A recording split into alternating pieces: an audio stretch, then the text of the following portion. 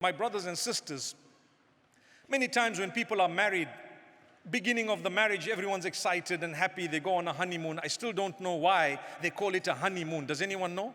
Call it a honeymoon.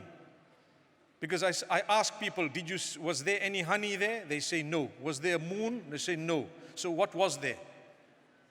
So one sheikh answered me, he says, no, your wife is supposed to be honey, You're supposed to call her honey, and she's supposed to call you the moon. Allahu Akbar. MashaAllah. May Allah grant us ease.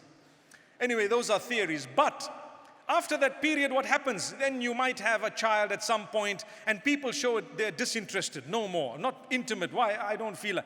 What do you mean you don't feel like? Allah asks you to fulfill that in a halal way, to earn a reward as an act of worship for the sake of Allah, to be able to do it, because it's not just about one person, it's about both of you. May Allah help us to become more conscious of one another's needs and try our best to fulfill them in the best possible way. Ameen.